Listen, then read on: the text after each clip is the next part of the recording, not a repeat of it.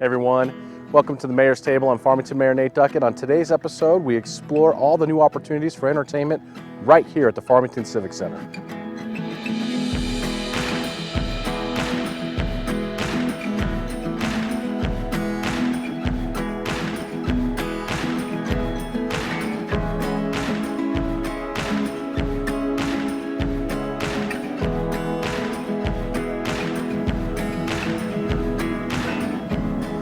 Hey everyone, welcome back to a new episode of the Farmington Mayor's Table. I'm Farmington, New Mexico Mayor Nate Duckett. With me today is the Farmington Civic Center Director, Randy West. Randy, Hi. Thanks for joining me. Thank you so much for inviting me. Absolutely. Randy, we had a little clip here that aired a couple weeks ago that just talked about some of the shows in November that are happening here at the Farmington Civic Center. But I wanted to make sure we brought our audience in to the kind of the grand scheme and the grand vision Sure. for what you have brought to the table now as our new Farmington Center Civic Center Director. So how long have you been in the communities so far? I'm starting my 7th month. 7 months. You've done quite a bit in 7 months. Thank you. Some of the things you've been working on, I mean, you're adding shows, you're adding different types of musical theater. I want you to kind of talk about some of the events and the Four Corners Theater Company and all this big scheme that you have going on right now. Absolutely.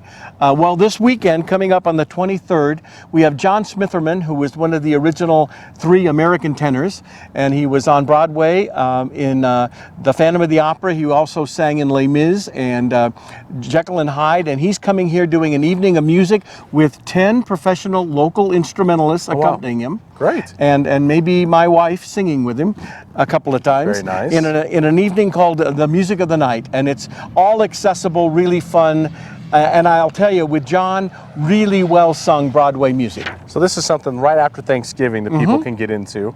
And in the scope of what is that's a concert, essentially. It is. A concert. It's in our Intimate Broadway series. Okay. So it's an intimate Broadway, well, as intimate as you can be in 1,200 seats.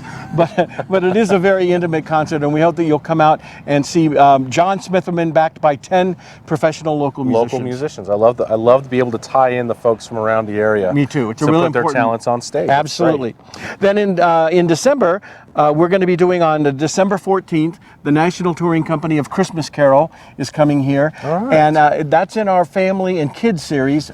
And it's important to me that when we're introducing younger people to the performing arts, that we do it so it has an element of magic. And it seems, I mean, everybody knows you can put on 3D glasses in a movie and have a kind of a magical experience. Sure. But I want them to see that the live performing arts are also a magical and very engaging experience. And I think you'll get that at a Christmas Carol here on the 14th. Then on the 11th. So prior to that, we have the Moscow Ballet's Great Russian Nutcracker. I went to that last year. So this has been a routine, an annual event for the Moscow Ballet to come here to Farmington. Absolutely. Which is great. We're delighted to host them again. Yeah. And then and then right before my next concert here, we have the Elf Jr. that's being produced here on December 19th, 20th, and 22nd. Sure, here. that's our Teen Voices group that's putting that on.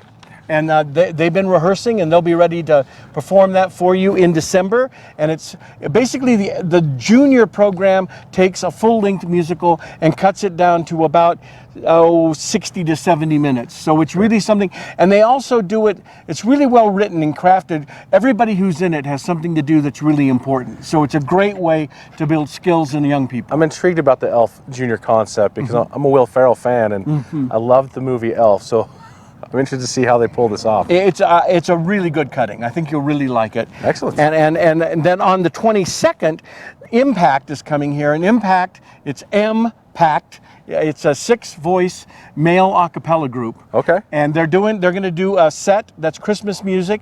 They also do kind of a Manhattan Transfer tight jazz vocal, and then they also do almost a beatbox sound where they do the sound of the instrument. So it's a really special night of a cappella singing. Well, I know our house, we watch America's Got Talent in our household on occasion, and so it sounds to me like some of these shows are from that type of thing that you would see, you'd sit on your couch and watch it's happening live. Absolutely. With live performers who put in their heart and soul and blood and sweat into their performances right here in the Civic Center. Well, and I'll tell you something that's unique is when you come and see somebody perform here in the Civic Center, those performers are uniquely aware of that audience. Sure. And they're not just they're not performing to the back wall, they're sharing their talent with those people. And when that energy goes up, when you feel the energy of an audience meet the energy of performers, and there's an exchange, there's a connection there that I don't think can be repeated in another medium. Sure. You really have to see it live to appreciate that. Well, I like the fact that that's the energy we want to bring to the Civic Center, because we have a great venue for those types of shows. Absolutely. And so what you have done is reinvigorated kind of the offering that's available for people all over the Four Corners to make this their location for weekly entertainment. I mean, these are happening week after week, and Absolutely. I know we've got a long calendar that you have set up, and I want to talk a little bit.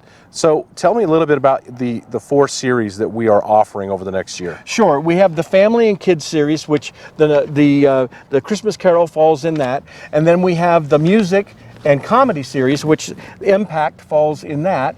And then we also have the Intimate Broadway series, which the next offering in that is going to be Ann Renalson is coming here in January, and she's singing a concert with her daughter Tess. Both of them were on Broadway at the same time. When Tess was young, she was young Cosette in Les Mis at the same time that Anne was Carlotta in Phantom of the Opera. Now Tess is 22, and they've put together a concert called Heroine Songs, and it's all about female empowerment. And they're being backed by a set of local musicians and a whole set of local vocalists. And what they've been doing is we had an audition in November, and we had women of all ages, from youth to senior citizens, come in and audition, and they've created a female ensemble that's going to perform with Anne. And besides being a really fine, wait till you hear her, singer, Anne is one of the best vocal teachers in New York. And she's going to come in 3 days early and work with the local talent and really coach the female singers that are singing with her. So all of them will have on their resumes, if they care, that they've actually been coached by Ann Renalson, and that's a big deal.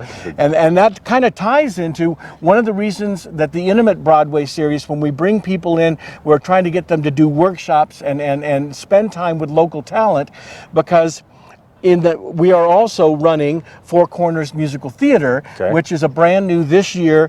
It's a season of professional musical theater, and it's a combination of bringing in talent from throughout the United States with great resumes that are going to mix with local professionals and then also local talent.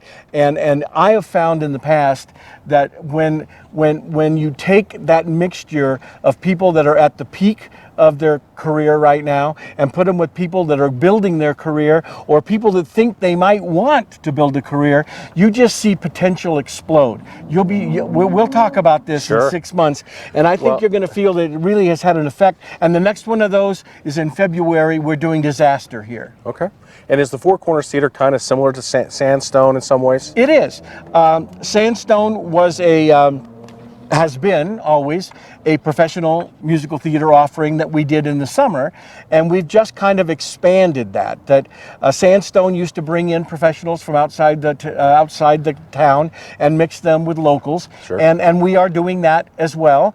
I'm also bringing in, for example, this summer, the conductor will be Mark Hansen. Mark Hansen conducted Merrily We Roll Along when I did it with Sondheim and Firth, so he's actually conducted Sondheim in front of Sondheim, and he's coming in and musically directing and conducting all 3 of the musicals in the summer.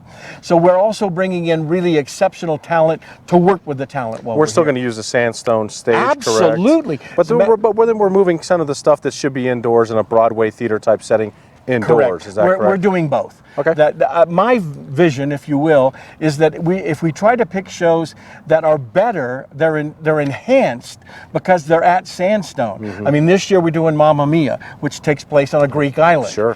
You could do Pirates of Penzance. You could do South Pacific. There's a lot of shows that if you brought the technical design people together and said, how do we make Sandstone a character? Love it. How do we make it better? Because so that people will say, you might have seen Mamma Mia before, but you haven't seen seen it at Sandstone. And I think that's so. And still, we'll do shows like in the past they've done Fiddler on the Roof, or they did Mary Poppins. Yeah. But we'll do them in the Civic Center, where it's an easier set, and we can load in bigger sets, and it's more technically complex shows will work in the Civic Center. Love it. And shows that are enhanced by Sandstone will be done in Sandstone. Lots of exciting things. I think Randy. so. Yeah. There are a lot of events coming up here in December. Obviously, it's going to be the Christmas time. The first week of December, actually, we have the Festival of Trees that starts. You are going to be here to light our I'll tree? be here to light the big tree on Right. December 4th. Downtown the next night, we've got the first Thursday of December is always the Christmas parade. Right. So we'll have that going on the next night. But And then the Festival of Trees goes that whole week. the whole week. Right. Which last year was the first year that I'd ever attended the Festival of Trees. I hate to admit that, but I was blown away. Absolutely. And the amount of effort that goes into the creation of these pieces of art, I mean, is what they are, is fabulous. And it's a great event. It promotes Presbyterian Medical Services and sure their does. mission here in the city. So be sure you turn out for that. And we get to light the big Christmas tree. Absolutely. So we get to celebrate that together. Just to kind of in closing, Randy, there's a lot of things going on here over the next year. I appreciate your vision and your energy and what you're bringing to the table. You know, I've used this phrase, the right people in the right place at the right time. I think you fit that puzzle perfectly. Thank you. I'm excited about it. But what do you want them to know about the future? Well, the theater is back to being hopefully a cultural hub for this section of New Mexico. I think as the musical theater program grows, you're going to see that kind of like, I mean, I'm not saying that we're going to be close to San Francisco opera right away, but everybody knows what San Francisco. I like the vision, though. You know, and big. San Jose defines opera here in New Mexico. I mean, there's certain companies that have a cultural significance. I think we're going to grow toward that, and along with that, I want to make sure we don't lose focus in the fact that this is the city of Farmington's Civic Center, Right. and we are booked all the time, from everything from parties to receptions to weddings to formal conferences. Sure. And that, well, obviously We got the Mayor's Ball, too. We got the Mayor's Ball coming up, and so it really is a building that is all abuzz about all things Farmington, and I want people to feel like this is your building. Come here and see a show. Come here and do an event. Come here and just come see us and get to know us at the Farmington Civic Center. Oh, great job, Randy. How can people find out more about how to schedule an event or events that are coming up? Well, you can certainly go to our website. Or buy tickets, too. I can't forget that. Absolutely. You can go to our website, which is fmtn.org/Civic Center, and everything we do is on there. Everything from auditionings coming up for the musical theater company to events in the theater to performances in the theater. And you can also start collecting information about how you might want to use the Civic Center on our website, or you can just call us at 505-599-1148. And we'll be happy to talk to you, answer any question you have about the Civic Center. The best time is now to book any of these shows that are coming up. Don't wait till the last minute. And if you have something you want to plan for next year, book it now. We've ran into instances where people weren't able to fit in, so make sure you're thinking ahead. It's a great venue. It's here for you. We appreciate you, Randy West, and what you brought to the table and your staff. And we appreciate you tuning in here to the Mayor's Table. Stay tuned. For the next episode, we'll be talking about more in depth on the events coming up here during the Christmas holiday. But we appreciate you for tuning in, and we'll see you next time.